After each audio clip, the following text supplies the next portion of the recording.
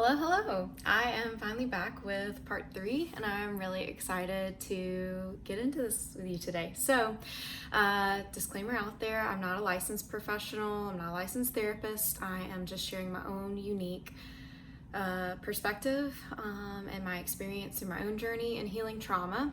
So please keep that in mind and use common sense before implementing any lifestyle changes or any of the strategies I talk about in these videos. As well as if you are experiencing any thoughts of suicide or thoughts of self-harm, please seek the appropriate medical professional and medical attention. All right, let's get into it. So today I wanted to talk about creating safety in your body and creating safety in your environment. So this kind of gets into a number of different lifestyle factors and like just how you go about how you approach life in general and what your day-to-day looks like. I think that a lot of us are operating in a place of survival mode because we don't have a sense of safety in our bodies because our lives are running at such a fast, hurried pace. And I think the more that you can get into the present moment and get out of like thinking about the next step, thinking about the next thing on your to-do list, thinking about, the next hour from now, the next day, the next week, the next month, etc., the more that you can get into the present moment, the more the more safe you're going to feel in your body. And a lot of trauma responses come from your body is so cool. It's so intelligently designed. All of your current responses, behaviors, and patterns and reactions to things are your body's trying to keep you alive. So if something happened to you, really traumatic happened to you, your body is going to adapt. It's going to make biological changes on even a cellular level to your environment to keep you safe. And the problem is sometimes when the threat is removed, our bodies don't recognize that. And so it's about retraining your body, retraining your mind into a place of safety, confidence, and calm and peace. And there's a lot of little things that you can do to help achieve that rather than trying to biohack your way into this. I don't know if that makes sense, or maybe if you've seen some of the things out there that I have, but I hope that this is encouraging and sort of simplifies some of the ways that you can create safety in your body to begin your healing journey.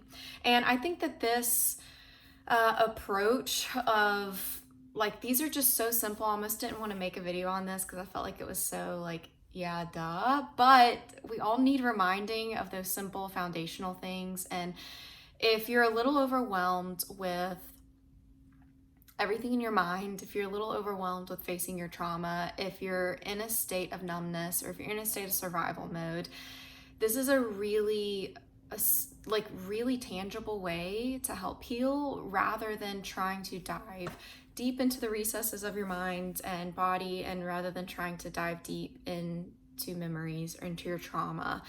So I think that this is a good even first step to take, or second step or third step, in the beginning of your healing journey. I've always been really into health and healthy lifestyle, nutrition, exercise, things like that. But paired with my trauma, kind of got into a lot of disordered eating and a lot of disordered just behaviors in general when it came to health. A lot of orthorexia that went just beyond nutrition into a lot of fear of all kinds of things around me. So if you're not careful about approaching this topic or this part of your healing journey, I think that you can approach it in the same way that you've approached things in the past. And so I want to encourage you to take this very lightly, not get into this in terms of a sense of fear, but just as a simple lifestyle change. And it's really about slowing down your pace of life, nourishing your body, nourishing your soul, and really giving yourself the attention that you need now, and also the attention that you needed when you were a child or a teenager or whatever age you were that the thing or maybe even multiple things happened at. So I have a couple topics. And again, these are really simple tweaks. I want to dive deeper into this topic because I feel like this could be like so many videos in and of itself, but I wanted to give just kind of a drive-by and a couple of quick tips and things you can try out. So I think a huge thing in our environments is we're living very cluttered. I feel like there's two different extremes of like extreme clutter in your household, and then like so bare bones that it doesn't look like someone lives in the house or in your apartment or wherever you're at. And I've been to one extreme, I haven't been to the other. I have always been like a very extreme minimalist. I've gotten away from like the extremist side so much, but I remember if my college roommate is watching this, she's going to laugh at this, but she was a huge help. So shout out to you, thank you, and just like getting me out of that mindset or that way of living. It was because it was like I almost didn't feel safe to have a home, and so my college. My room in my college apartment was literally a mattress on the floor with sheets and a random like throw blanket. And I'm not kidding, that was it. That was all I had in my home, and that's how I wanted it. I could have gotten more things. I could have made it cozier, but that's just like what I liked at the time. Oh, and I had a lamp on the windowsill or on the floor, I can't remember. And that was it. And I just think it's so funny to like look back and feel like, oh, like. And I think you need to look at yourself in the present moment in this way with grace and kindness, compassion, and just like curiosity. And I look back on that version of myself like, oh, like sweet Darcy, you didn't, you just need a little bit of help. Like, come on, you don't want to just at least want a duvet or maybe a dresser or something. And so I want to talk about creating safety in your environment, in your space. I feel like you can be one of the two extremes. You can be how I used to be, or you can be on the other sense of like you have to surround yourself with so many things and so much clutter because it's almost like you're trying to distract your mind with the clutter, and you're also like projecting the state of your body, the state of your mind onto your environment. And so if you have a very cluttered home, and again, this is for you to define for yourself what clutter is, what a chaotic environment is in terms of like the setup of your home, the decor of your home, and things like that. How chaotic it is versus how like maybe bare bones, almost like you're backpacking through Europe with a blow up mattress. If your home looks like one of the two, just yeah, find your place of where you feel safe in your body and in your home. And I think that our environments matter so much in communicating safety to our bodies. It's where we are every single day. Our homes are where we come to. It should be a source of refuge. It should be a resting place. It should be a place that inspires us, uplifts us, excites us, brings us rest. And if you can just start with even just one corner of a room, or ideally one room in your home that you turn into a little safety nook for your soul. And this could be as simple as like taking what you already have. So looking at a room, and let's just say you have a chair. Why don't you just think about creative solutions? Like maybe you have a view out of a window that you absolutely love that you don't really get to utilize in your space. Take that chair, move it in front of the window, put a desk and a candle, or like an end table with a little candle, so you can make it part of your routine of every single day. And you can even hang something on the wall to the left of the window that just one of your favorite things in the whole wide world, like a little picture, artwork that you made yourself or that you just really think is beautiful. It doesn't matter where it comes from, as long as you feel peace when you look at it, and make it a part of your every single day routine to be in that space. Even if it's just for 5 minutes, you can have your cup of coffee or tea in the morning or afternoon and just sit and be. Like, make this a phone-free zone, a distraction-free zone, and just sit and be at rest. You can even like read a book, you can journal, you can like have your own little quiet time there. That really, really helps, way more than you'll ever realize. And the more that you do it, it starts to compound little by little by little.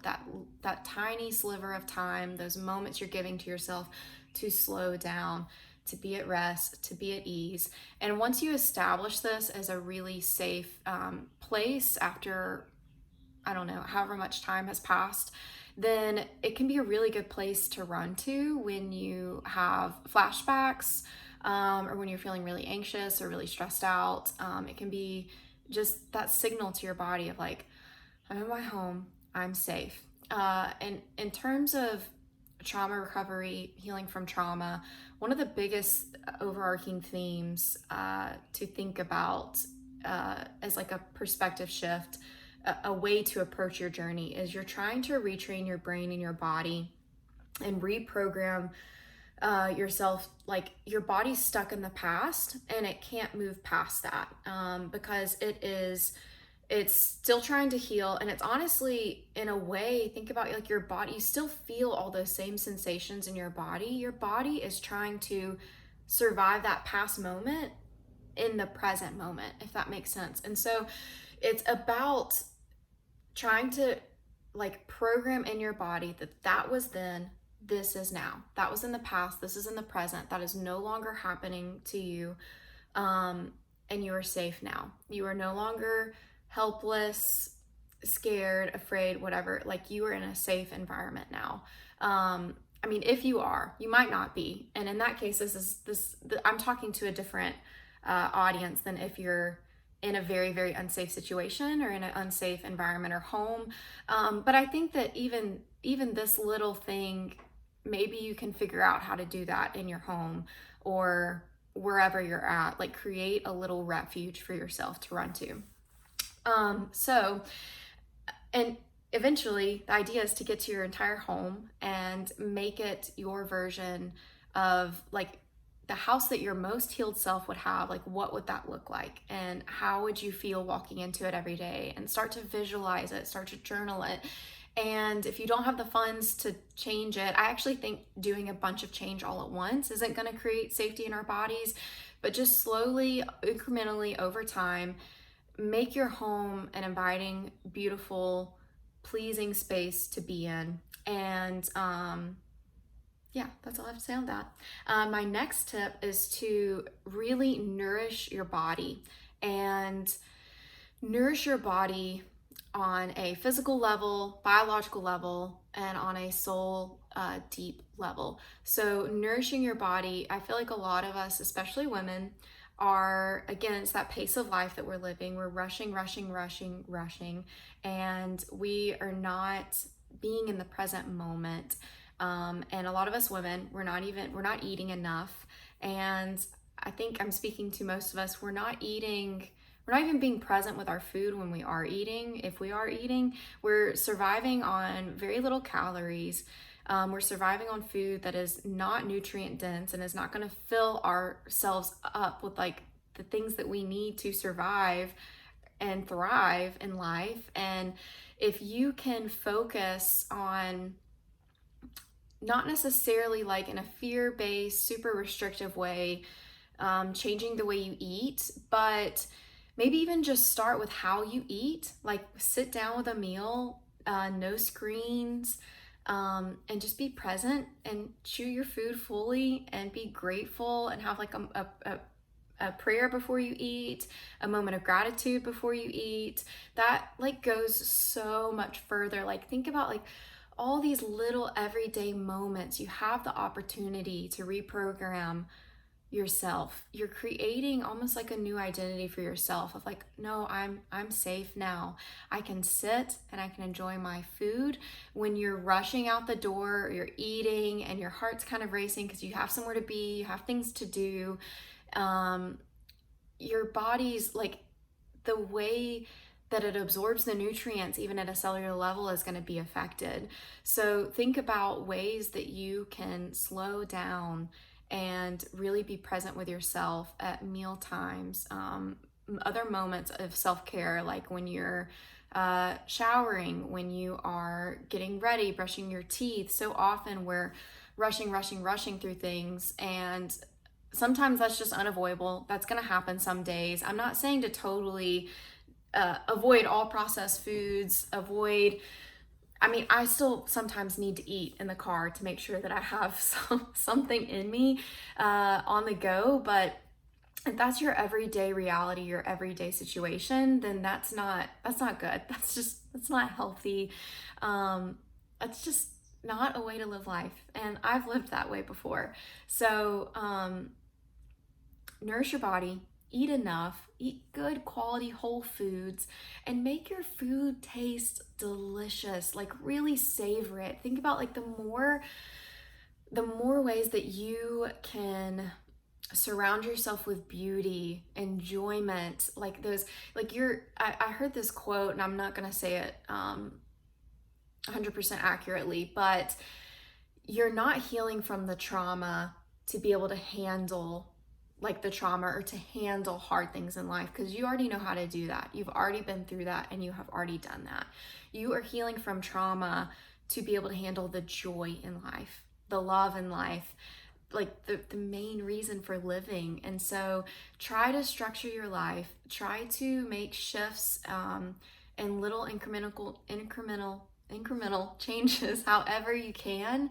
And I want to encourage you to journal about this, sit and really think through, like, and ask yourself the questions of, I think number one, what are some ways that I'm contributing to the chaos in my life? Or what are some sources of chaos in my life? And really sit with yourself and be brutally honest about what that is. It could be how you're eating, your nutrition. It could be the way you're moving your body and exercising. If you are like redlining every single day in your workouts, or you're doing all these high intensity workouts every single day, like that's just, again, not restful. It's not a safe place for your body. And I'm not saying to not be disciplined. I'm not saying to not do high intensity workouts. There's a time and place for those. I actually think they're really helpful in healing with trauma, but every single day where you're pushing your body to the breaking point, the point of exhaustion, of almost like passing out. I fell into this. I was doing this almost every single day, and it's just not going to communicate safety to your body, obviously. And so it could be any number of those things. It could even be a relationship that's in your life at the moment that maybe you need to take a break from, step back from, or let go of entirely. It could be just a bunch of junk in your home.